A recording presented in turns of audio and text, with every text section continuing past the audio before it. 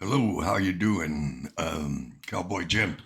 Hey, I made two videos, the last two. I watched them and I put them to rest. That means I deleted them.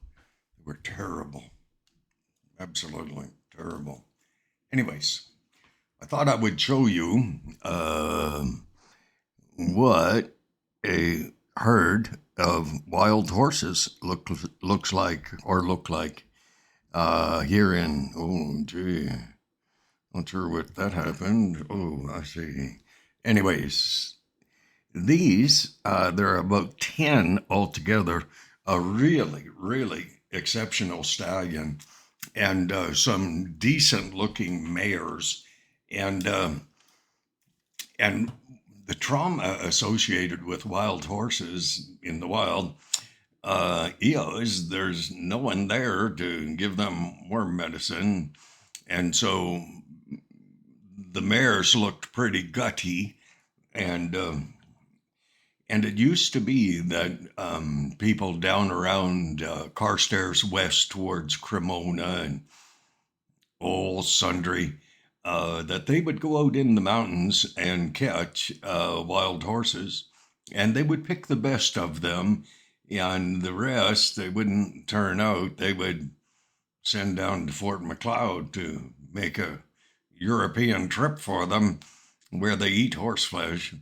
And, but I have had the privilege of talking to a lot of real cowboys. I'm a real poor rancher and I'm no cowboy, I guarantee you. But it is interesting that in Alberta, there are bands of these wild horses all the way south and headed into the U.S. Along the foothills. And a wonderful young couple, I said, "Have you ever seen herd of wild horses?" And they hadn't. And so I just thought I would show that to you. And um, I had the privilege and the honor of going south last Friday and and spending the weekend with my son and grandson.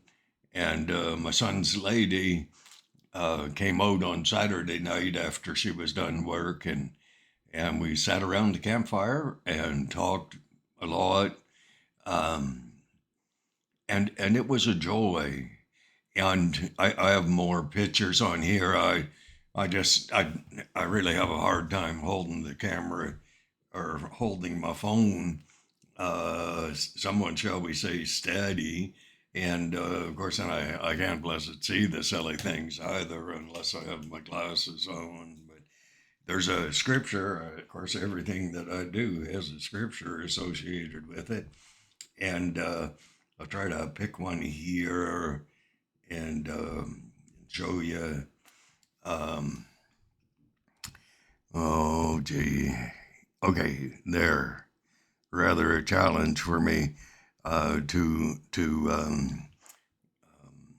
get it so that you can see something and I'm not shaking it all around and so on. Scripture says all nature cries out as to the very existence of God. I refer to God as the creator. That's my choice. Because I'm a known religious person and people don't believe that, but I am. Oh, I haven't been in church almost 25 years, except I did go a couple times in there. Um, anyways, when I sit with my, I have two sons, four grandsons, a fifth grandson who is as much of a grandson as my four genetic ones. He lives on Hastings Street out in Vancouver. And it is sad to see people ruin their lives with drugs and whatnot. But it's their choice, and you can't live somebody's life for them. And if you dog them too much, they'll just change their venue and they'll leave, and that's their choice as well. And so it is hard for a parent. I've spoken with a lot of parents, um, to have a child um, go off in a direction that does not meet with your standards or your approval and all that sort of stuff. I trimmed my beard a little bit. I think I knocked about 10 years off, at least maybe 6 months. And I, I just want to kind of encourage you. Don't let denominational religion turn you off from contemplating what what if there is a God? I mean, well, I believe there is. My belief. Anyways, uh, I wish you the very best. Before you die, before you pass away, you should go south, head west, uh, west of Sundre, Cremona, Cochrane. You can get on that Fourth Street Trunk Road, and go from Cochrane. Well, shoot, you can go all the way to Rocky Mountain House or further. You can go to Grand Cache and then further, Grand Prairie, and just look at nature. Like, please don't become a religious nut, okay? But there is an area, I believe, in each person's physical body that God designed for him, and we fill that emptiness with alcohol or whatever, drugs, all that junk, and we miss out on the joy, the peace, the honor, really, of having an opportunity to worship something bigger than ourselves. And I'm 72, I'll be 73 in about 15 days. And I rather look forward to the. Um, I had a dear old aunt, and she said, "Jim, you're going to die real soon." And I said, "Aunt, we're all going to," her name was Aunt Sadie. I said, "Aunt Sadie, we're all going to die." She says, "Yeah, but you're going to die soon, real soon." And I said, "Why do you say that?" And she said, "Well, what are you afraid of?" I said, "I don't like step ladders." Mm, they're all right leaning against a wall, as long as I don't have to climb on them, because it's not the fall, it's the landing that hurts. Anyways, I was talking with my sister today, and I was telling her about an Ontario provincial policeman who also said, "Jim, you're going to die real soon."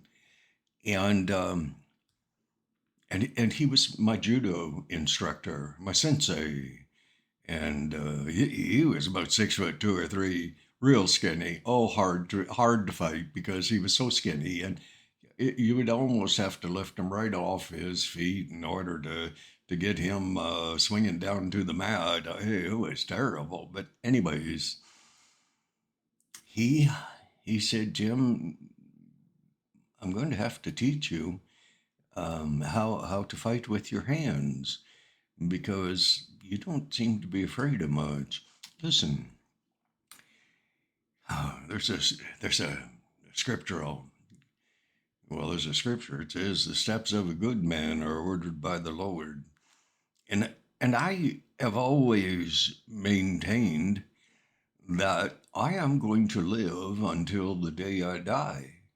And the day I die is the day that God decides that He's put up with me enough down here, and He's taking me to a place where I might just possibly learn a bit more, that's called heaven. And I have this innate peace. Delusional. Oh, could be. Who knows? I'm not sure. But I have this peace, and it does pass understanding.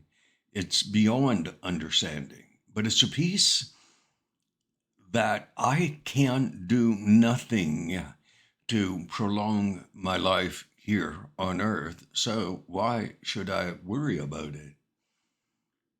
And I just live my life like that. I remember a few years ago, we've gone a long way from a herd of wild horses, haven't we? But we'll cut this pretty soon. I remember working a night shift, and I remember watching, it was the 20th of October, and it was nigh on to midnight. Midnight came, and I, uh, I had walked into work that started the shift. And as I walked into the room, I think about 60 or 70 people started singing happy birthday.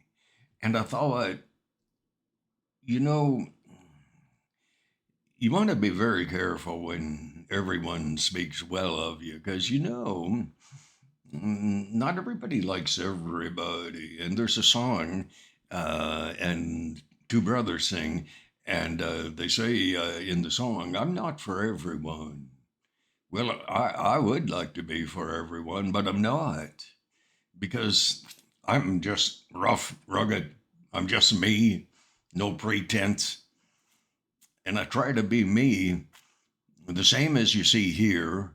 I try to be me at work and everything in between. And it takes a concerted effort. And, but I take a shot at it because it is important that, well, even in my waving at everyone at work, it's important to me to let people know that I care about them. A lot of times, I will speak with people and they will be very, very angry and very, very upset with me, except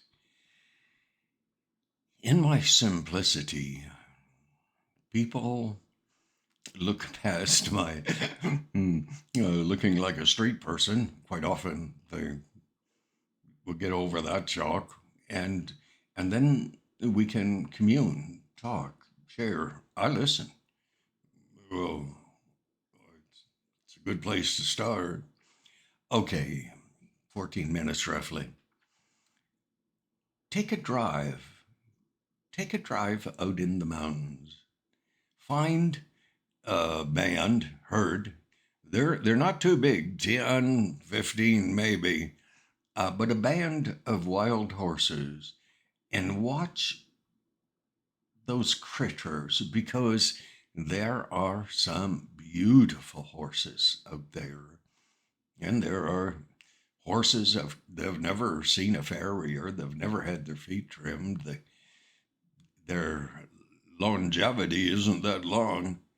And well, with the grizzly bears trying to kill off all the offspring as soon as it hits the ground, black bears as well. But anyways, God bless, and I hope this is a better video than the last two. I put those two to rest. They were just absolutely terrible. That's the joy of deleting junk. Anyways, you have a good day, and I start back to work tomorrow. I'm kind of excited about that in some small way. I'd rather be running a hoe, but running a little tiny truck, well, it's going to have to do because that's the way it is. Okay, God bless you. You take care. Be nice to one another. It won't hurt. It might help. Bye bye.